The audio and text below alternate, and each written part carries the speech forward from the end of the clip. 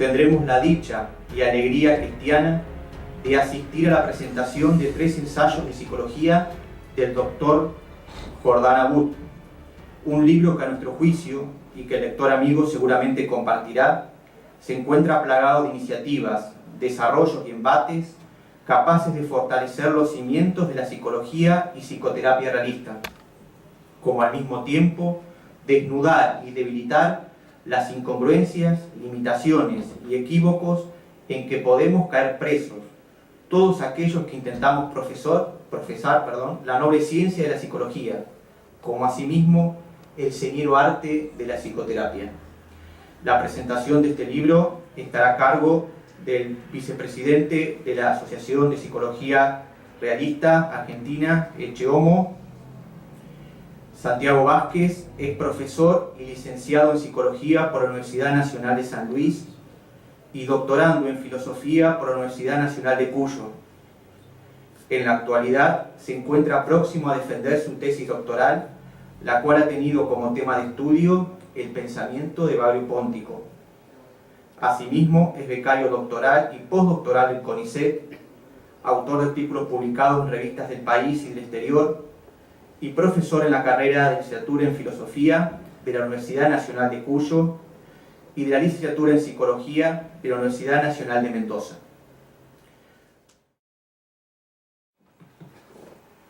Buenas tardes. Bueno, en primer lugar también quiero agradecer a Cristian y a Andrea por la generosidad que han tenido antes de estas jornadas y bueno, ahora que ya ha empezado. Agradezco a Andrea sus palabras tan generosas al inicio, tan agradecidas, tan clarividentes. También agradezco a Cristian la justa semblanza que ha hecho del maestro Mario. Se la agradezco y la suscribo punto por punto. Y bueno, para mí es una doble alegría estar aquí en esta mesa académica. En primer lugar porque estoy al lado de mi maestro, el querido Mario. Para mí la verdad que es un honor inmenso que no merezco en absoluto. Y también es una alegría poder presentar el libro de mi querido amigo Jordán. Fue una alegría prologarlo y es una alegría enorme también presentarlo. Y es el momento también, antes de proceder a la presentación, de agradecérselo sinceramente, porque sé el esfuerzo que ha implicado para él, sé que en medio de sus actividades apostólicas ha hecho un esfuerzo de calidad intelectual para ofrecernos esta obra que realmente creo que tiene carácter fundacional en la constitución de la psicología realista, que es lo que nos proponemos desde hecho. Uno de los testimonios más bellos y significativos que nos ofrecen los escritos de los santos padres acerca de lo que significó el encuentro de la fe cristiana con el pensamiento griego y su posterior y bendito desposorio es el paralelismo que a partir de San Justino es trazado, salvando desde luego las infinitas distancias, entre Sócrates y el mismo Cristo. Se trata de un parangón que cifra vívida y entrañablemente el hecho extraordinario y providencial de ese encuentro, en el que el pensamiento griego halla por fin el camino donde transitar su vocación por el misterio y en el que la fe cristiana da con una lengua y un pensamiento providencialmente aptos para desplegar su virtud sobrenatural y su arcana doctrina. Sócrates, como Cristo, tiene sus antagonistas, y así como, según nos enseñaba el padre Castellani, la biografía de Cristo puede resumirse en la fórmula «luchó contra los fariseos», la de Sócrates puede también compendiarse en una semejante: luchó contra los sofistas. Sofistas y fariseos por igual desnaturalizaban la verdad, desfigurándola se apropiaban de ella para usarla en favor de esas intenciones del corazón de las que procede la suciedad. Eran autoproclamados propietarios y sedicientes maestros de una virtud que desconocían, y es que ese desenfreno de los sentimientos bajo la protección de propósitos santos del que hablaba el mismo Nietzsche les ocultaba invenciblemente la verdad.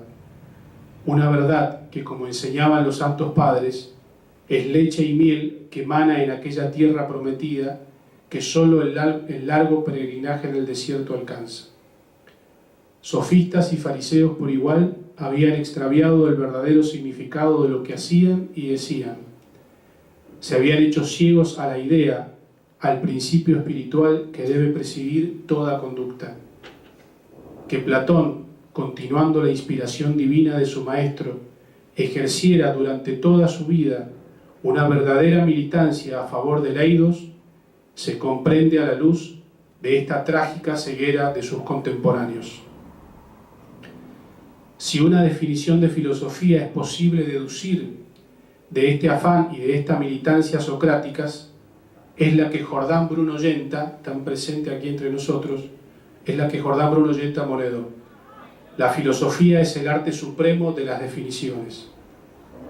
Al acuñar teórica y existencialmente esta definición, Yenta nos mostró hasta qué punto su comprensión del pensamiento socrático-platónico fue cabal y plena.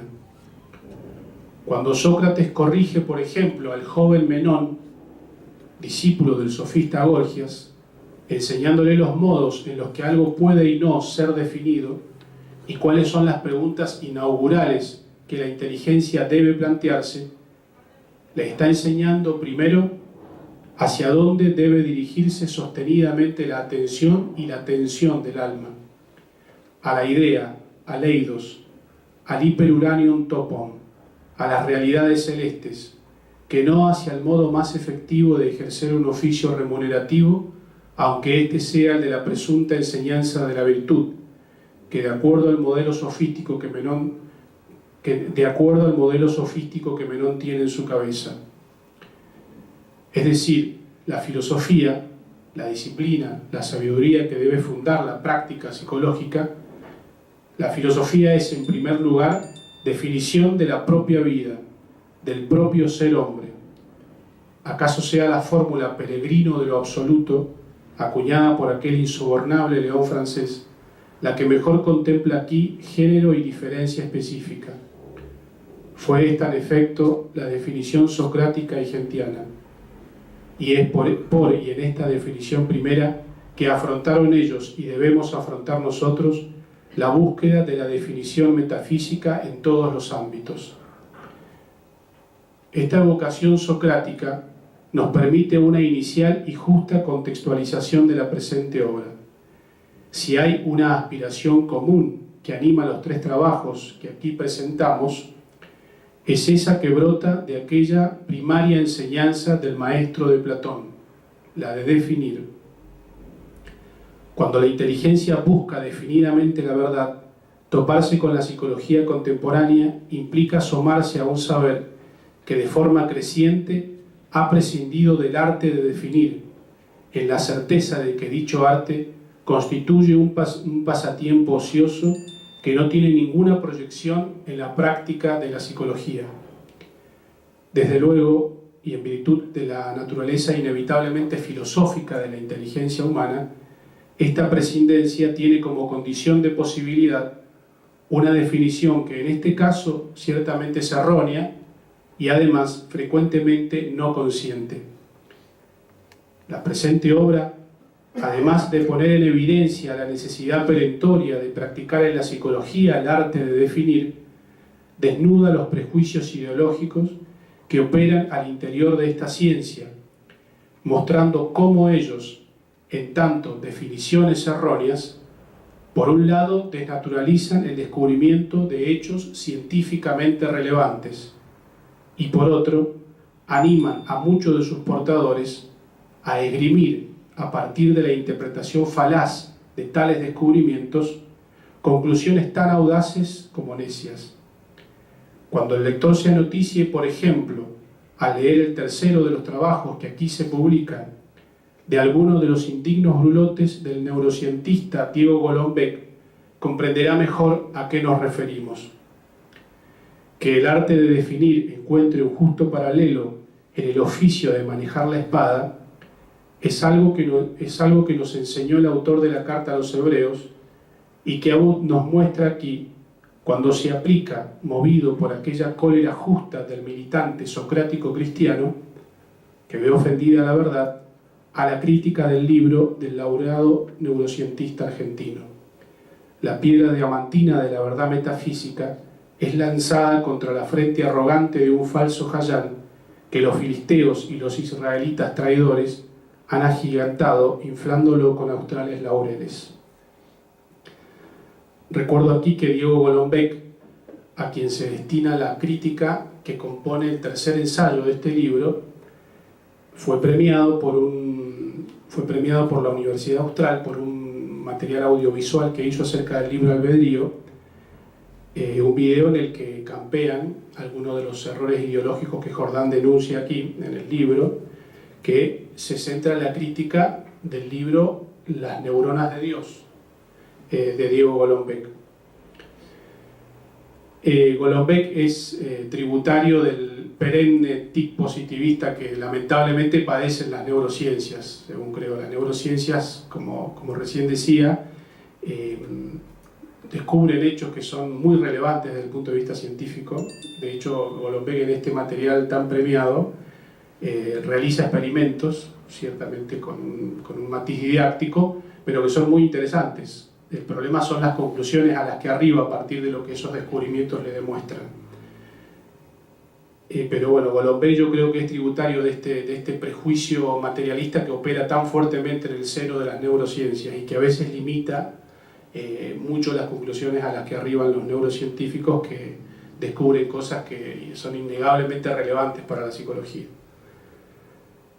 Pero si tuviéramos que elegir uno de los 3 estudios que aquí se publican, en el cual se muestre de modo más patente cuánta vigencia tiene en la práctica misma de la psicología el arte de definir filosóficamente, sin duda escogeríamos el primero, titulado ¿Para qué hablamos los psicólogos? Un ensayo crítico sobre la palabra en psicoterapia. Como lo indica el mismo subtítulo del trabajo, se trata de un ensayo acerca de la palabra en psicoterapia. En la intención y en la estructura misma de la obra vemos operando el afán socrático. No es extraño, en efecto, que el tema de la palabra y su virtud curativa haya sido indagado detenidamente por aquel pensamiento griego que se edifica sobre la egregia figura de Sócrates y que sobre tales intuiciones los santos padres hayan meditado el tema, dándole un fundamento eminentemente teológico y una proyección psicoespiritual notable. Como ejemplo de lo que indicamos, tenemos, entre muchos otros, el Cármides platónico, con su indagación acerca del ensalmo curativo, y la figura tan cara a la patrística del Cristo médico, que cura, valiéndose de hombres que participan de su ministerio médico, mediante sus logoi, que son también fármacos. Aquí hay una obra que es fundamental en este sentido, que es la obra del médico Laín Entralgo, que se llama La curación por la palabra en la antigüedad clásica, que hacia el final deja como sugerida la posibilidad de estudiar el tópico de la curación por la palabra en los santos padres, y menciona a Gregorio de Niza, a Clemente de Alejandría y a Orígenes, creo, si mal no recuerdo. Bueno, y realmente yo he tenido la posibilidad de estudiar Evagrio Póntico, que es un discípulo de los Capadocios, de San Gregorio Nacianceno principalmente, y el tema está ampliamente tratado en los santos padres, y creo que el gran mérito de Santo Tomás es recoger toda esa herencia. Pero decíamos que aquel afán socrático se verifica además en la intención de este estudio sobre la palabra en su estructura misma. El trabajo se abre en efecto definiendo primero los 2 elementos sobre cuya relación se indagará. De este modo, el primer capítulo está dedicado a fundamentar metafísica y teológicamente la noción de palabra, pues es sólo a partir de esta fundamentación que podremos entender por qué la palabra es capaz de curar. El segundo capítulo se aboca a delimitar adecuadamente el objeto de la psicoterapia, en tanto arte curativo que se vale de la palabra como de su instrumento más propio. Ahora bien, para definir este objeto y aquella palabra en relación con él, resulta necesario poner en claro cuál es la naturaleza del desorden cuya restauración constituye el telos que define a la psicoterapia. Esta, en efecto, es un arte curativa que se vale de la palabra como de su instrumento, con el fin de tratar un determinado tipo de desorden que solo por este medio puede ser subsanado. Esto hasta el mismo Freud lo vio en un artículo temprano, que creo que se titula Psicoterapia, en el cual dice que la psicoterapia es el arte de curar por la palabra. Descubrimos así que lo que define a la enfermedad psíquica no es la mera disfunción orgánica exclusivamente susceptible de una terapia local medicamentosa, ni la configuración caracterial viciosa, aunque ésta pueda ciertamente, este es un tema que seguro que vamos a tocar en el panel, dar lugar a un desorden psicopatológico. Lo que en la enfermedad psíquica está afectado es la capacidad sensoperceptiva, y es esta capacidad y las potencias sensibles que la conforman las que son susceptibles de ser modificadas por la palabra, en tanto esta es espejo fiel de la verdad, el bien y la belleza, como escribe Jordán. Rehabilitar en este contexto el rol de la palabra en tanto logos kalos es también recoger aquella preciosa herencia del pensamiento antiguo y tardo antiguo, es decir, greco-cristiano, que aseguraba, con Platón a la cabeza, que era la palabra bella, mensajera del logos, de la identidad interna de las cosas, el remedio de las pasiones enfermas, en tanto espejo del alma en su esplendor. Eisoptron Siges, espejo del alma, escribía el gran San Atanasio, refiriéndose a la saga de la tradición platónica, a la virtualidad de la palabra del Salmo y su posibilidad de curar. Por ello Abud dirá que la palabra del terapeuta, si quiere ser realmente curativa, debe ser poética, porque la poesía es promesa, la promesa de esplendor del propio yo que el enfermo necesita reconstituir en su interior. El terapeuta, mediante su verbo poético, ha de restituirle a la persona enferma su verdadero yo. Pero es necesario comprender bien en qué consiste esta necesaria dimensión poética del ejercicio psicoterapéutico. Por ello, Jordán aclarará lo siguiente, lo cito: acentuar la faz poética del psicoterapeuta no es vincularlo con las rimas ni instruirlo en la métrica, sino asumir aquella nobilísima tarea de escudriñar el hombre, ese hombre concreto, divisar su naturaleza, que si está en el ámbito psicoterapéutico posiblemente esté mórbidamente desviada, y después de aprisionarlo intelectualmente con un certero diagnóstico, ser capaz de pensarlo en su esplendor, como debiera ser, como está llamado a ser. Fin de la cita. El terapeuta debe lograr con su palabra, y para ello están también, y no deben ignorarse, las reglas y técnicas prácticas propias de un saber artesanal que debe ajustarse a ciertas exigencias materiales. Entonces el terapeuta debe lograr con su palabra que el paciente reconozca aquella imagen plena de sí como propia y a la vez como posible, o dicho de otro modo, que contemple un yo transformado pero reconocible como propio.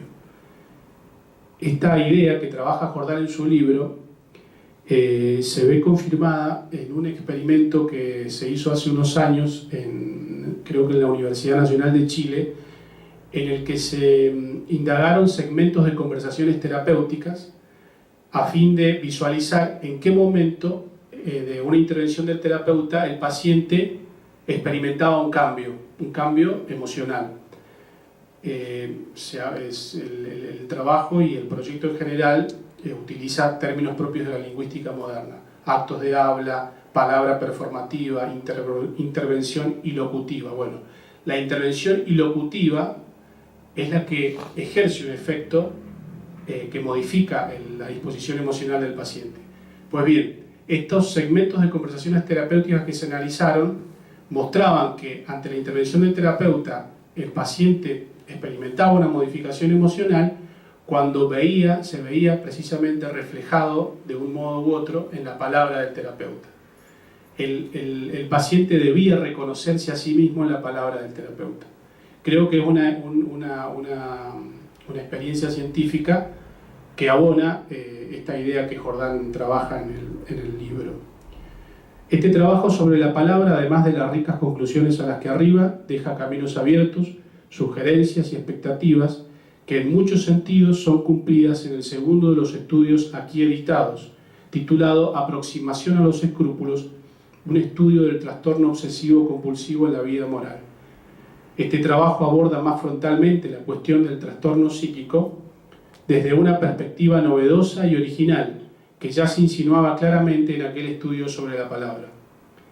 al referirse a aquel sector del alma sobre el que puede y debe operar la palabra psicoterapéutica, el autor ha puesto frente a nuestros ojos aquella realidad del dinamismo humano sobre la que debe pivotar una reflexión que procura una justa intelección del trastorno psíquico.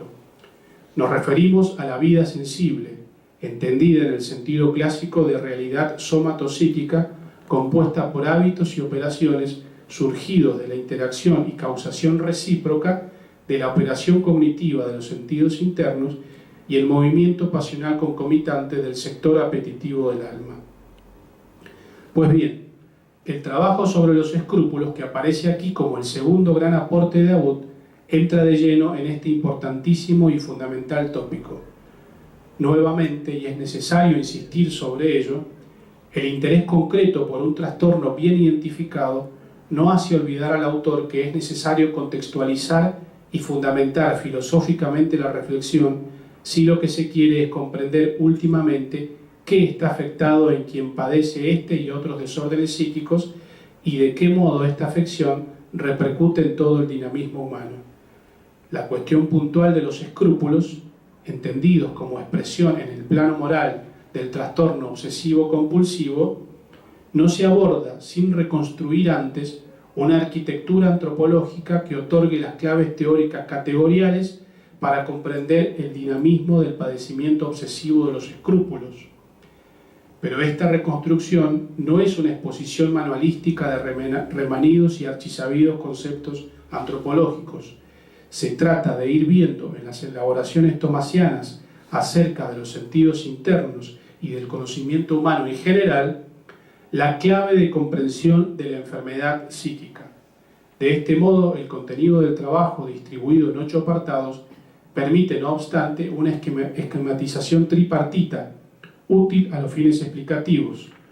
Una primera parte está consagrada a escudriñar las implicancias del funcionamiento de las potencias sensitivas, que veremos en acción luego en el dinamismo psíquico del trastorno y que son su clave hermenéutica.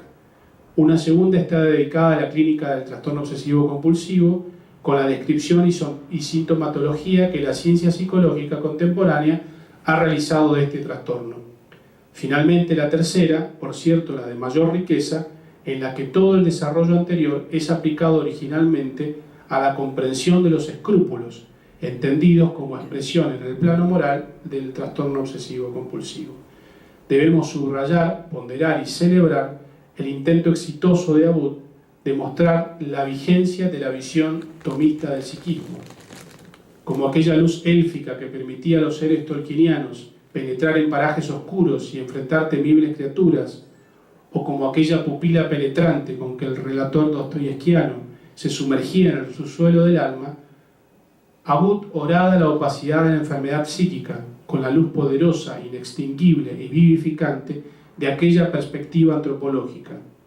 Es sólo a partir de ella, en efecto, que un desorden mental puede ser inteligido cabalmente y encauzado a la salud a partir de su captación como disturbio senso-perceptivo. Y no solo eso, porque si otra gran virtualidad tiene la actualización de la perspectiva tomasiana del psiquismo, es que sólo a partir de ella los aportes contemporáneos que existen, que son muchos y que no podemos ignorarlos, pueden ser integrados y ordenados. Esto lo decía, por ejemplo, uno de los responsables de la profesionalización de la psicología aquí en el país, que fue el doctor Plácido Alberto Horas, que fue un profesor de San Luis. Bueno, él fue uno de los grandes responsables de que la psicología se profesionalizara aquí en Argentina. Él decía esto precisamente, que los aportes innumerables que hace la psicología contemporánea deben ser ordenados, porque la psicología se asfixia porque no hay principios ordenadores que den una estructura a esa cantidad de descubrimientos. Y fundamentalmente solo a partir de aquellos principios antropológicos que puede ser actualizada toda la potencialidad explicativa de las abundantes contribuciones de la odierna psicología que aún no desconoce y que justiprecia con rigor. El trabajo abunda con no poca originalidad en precisiones antropológicas de gran valor para el proyecto de una psicopatología y una psicoterapia realistas. Entran aquí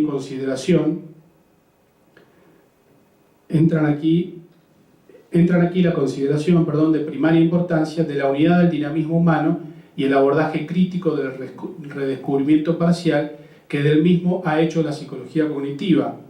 Le sigue una reflexión acerca de la redundancia entre la vida espiritual y la vida sensible, urgente tanto frente al materialismo casi omnipresente en la psicología moderna, cuanto frente a la tarea de llevar adelante una propuesta clínica realista.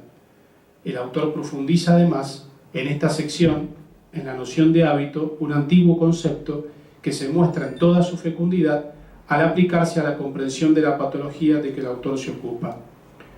En efecto, sobre dicha noción, Abud funda la vinculación original de su trabajo entre el TOC y los escrúpulos.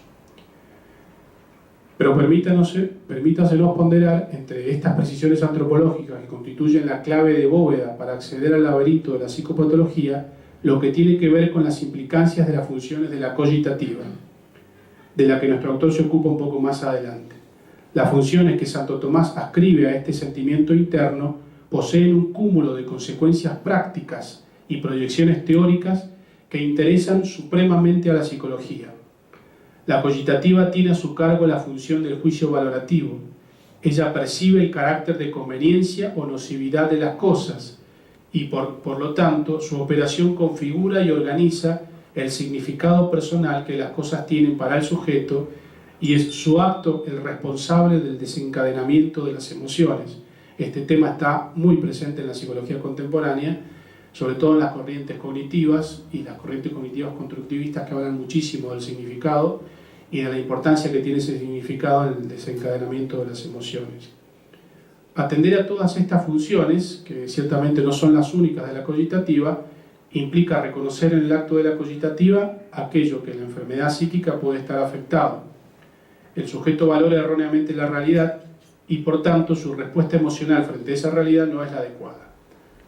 Termino con esto. Nos hallamos así frente a tres trabajos que, aunque de temática diversa, constituyen aportes complementarios para la gestación de una empresa intelectual a la que le auguramos grandes proyecciones y en la que desde hace varios años se viene trabajando con seriedad desde distintos lugares.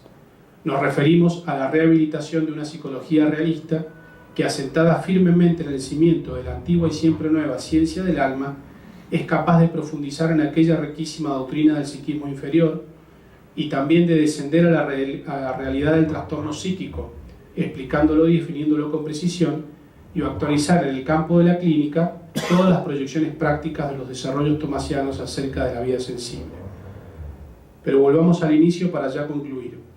No lo hagamos sin antes subrayar que la publicación de estos tres trabajos juntos, dos de los cuales habían sido ya publicados por separado, el referente a la palabra y el de los escrúpulos, se lo debemos a la cristiana generosidad e impulso apostólico de los responsables de la editorial Catejón, principalmente al querido amigo José Díaz. Hacemos constar aquí nuestro personal agradecimiento a esta editorial y a José por su labor desinteresada a favor de la difusión de la verdad. Decimos que para concluir volvemos al inicio, y es que esta labor que Abud ha llevado adelante no puede sino entenderse como fruto maduro de una militancia socrática que ha definido primero el sentido último de las propias empresas y afanes, buscar la verdad, que es otro nombre del terapeuta divino. Quienes, dedicados a la psicología, queremos para nuestra vida el mismo desvelo, le debemos al autor, que nos honra con su amistad, un doble agradecimiento, el de iluminar este campo del saber y el de ofrecernos un testimonio leccionador de servicio a la verdad. Vamos.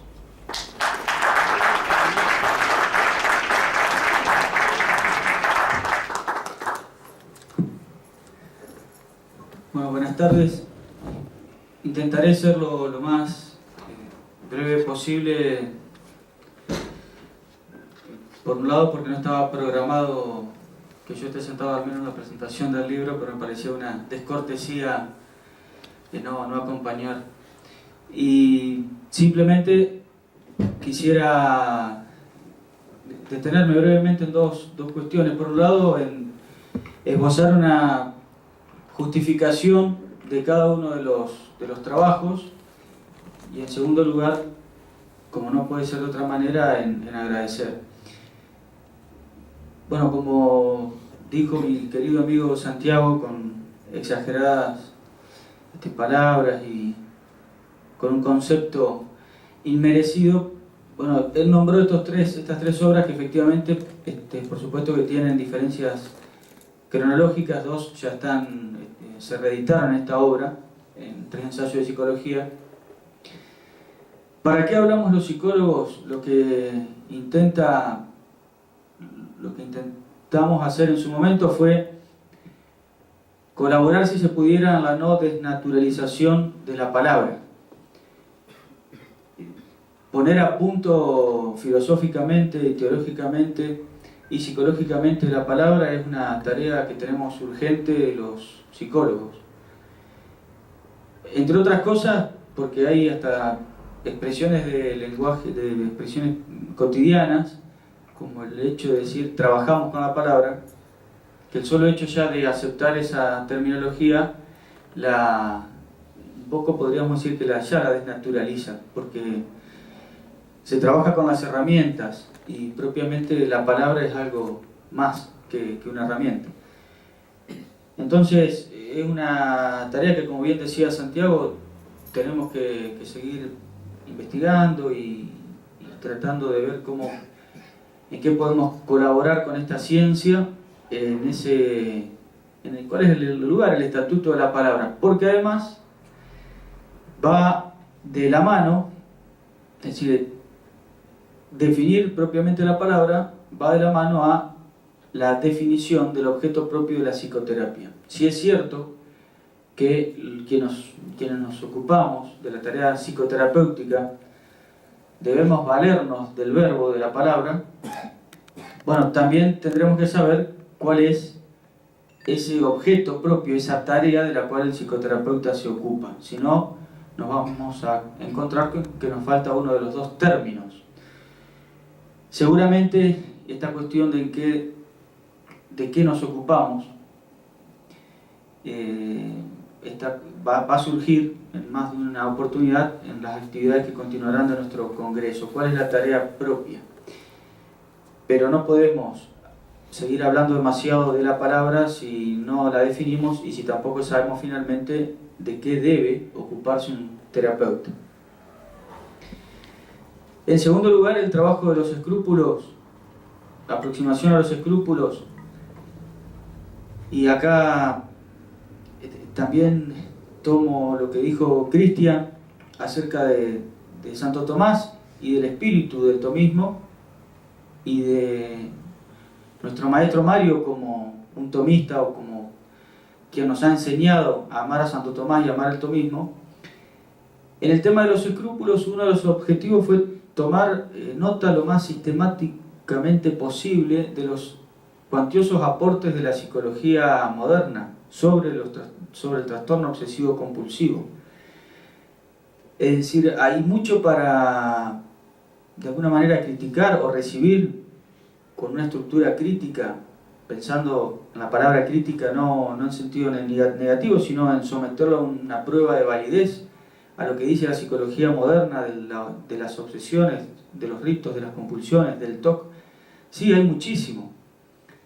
Es decir, no podemos desconocer, quienes nos ocupamos de la psicoterapia, lo que se está investigando y lo que se está avanzando entre otros, en trastornos de ansiedad y entre otros en el trastorno obsesivo compulsivo.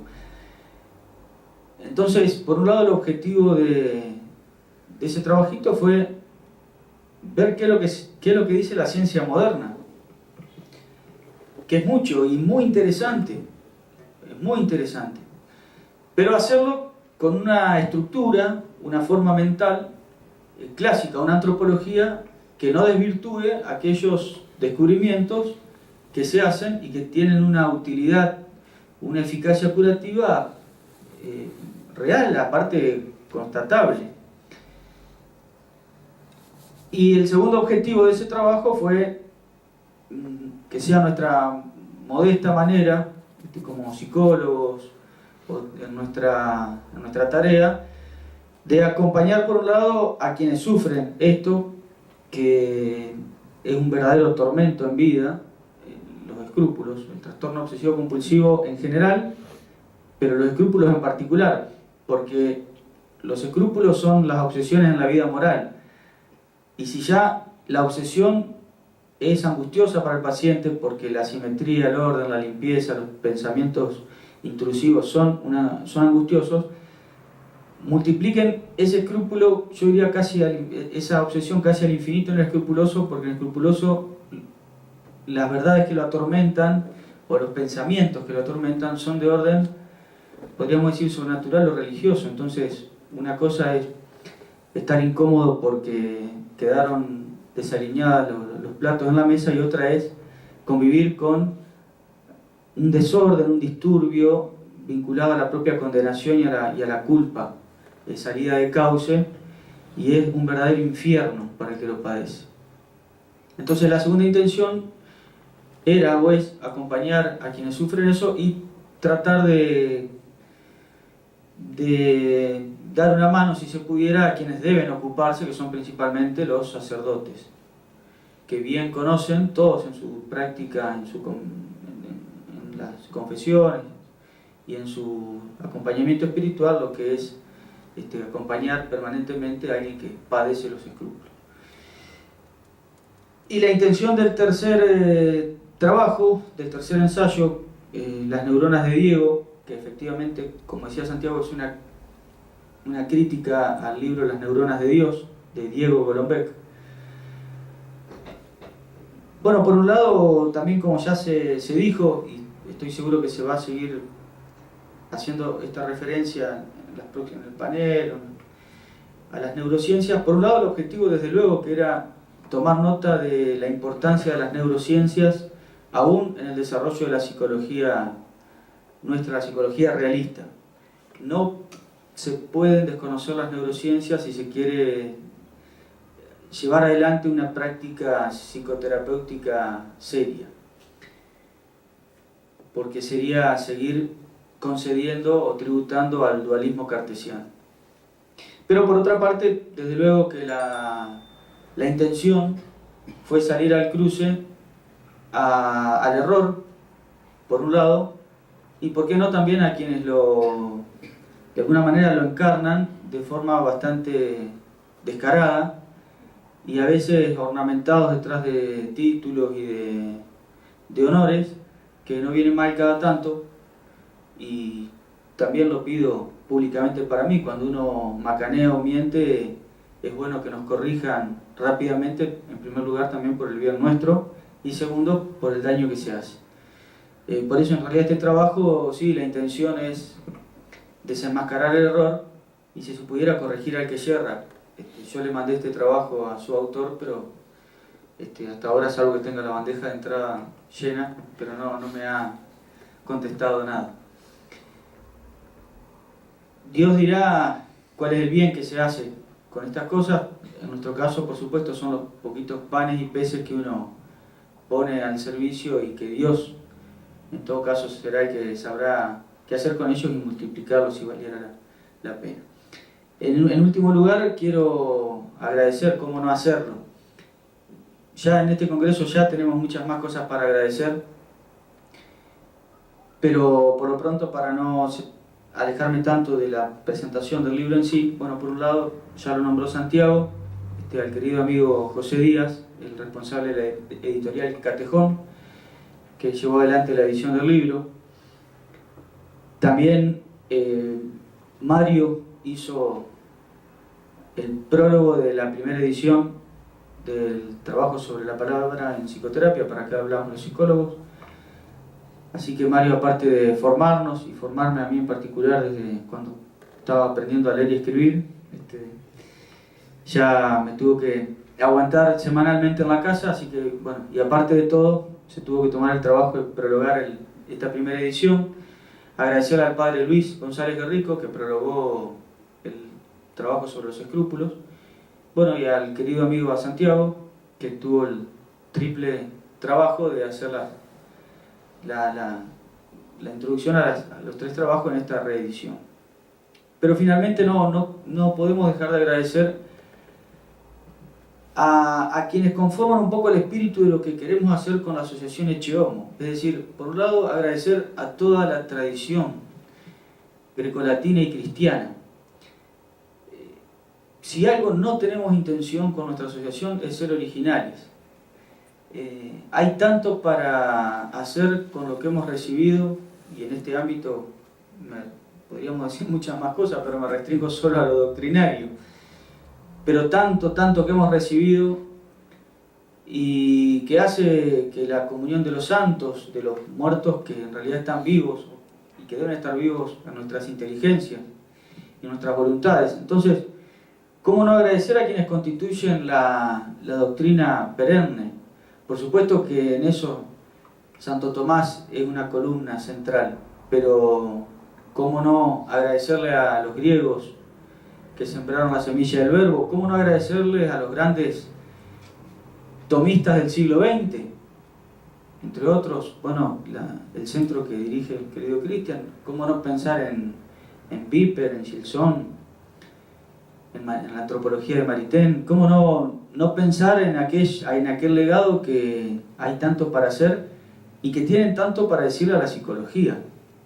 Aún a la psicología aplicada, de lo cual también algo vamos a ver después. Yo estaba releyendo a Thibon unos comentarios sobre las neurosis, el ensayista Thibon. Y bueno, y por último, agradecerle por supuesto a nuestros queridos maestros, a quienes tanto debemos, y que están vivos, por lo tanto seguirán ayudándonos y orientándonos, como ya lo hemos dicho, el querido Mario. En Argentina, ¿por qué no nombrarlo a Abelardo Pitot, que tanto ha hecho también por la psicología y con este espíritu crítico de estar atento a los aportes? Y en mi caso en particular no puedo ni quiero tampoco dejar de nombrarlo a mi querido papá. Mi papá es jubilado de filosofía y que también no solo fue el que cuando me fui a estudiar a Buenos Aires me dijo no dejes de verlo a Mario Caponetto.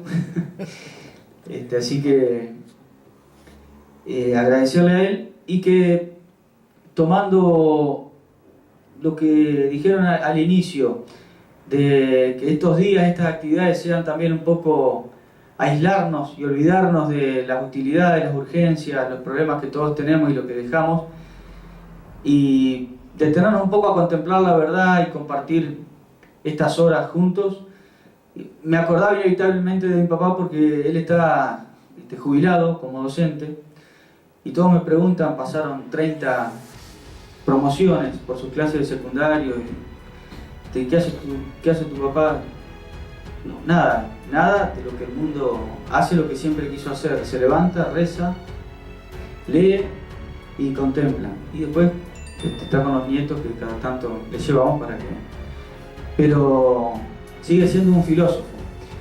Y entonces, ¿cómo no agradecer todos estos bienes? Porque en realidad lo que hacemos nosotros, y siempre pobremente, es inmerecidamente tomar esos bienes y tratar de dar el fruto que Dios disponga. Bueno, nada más.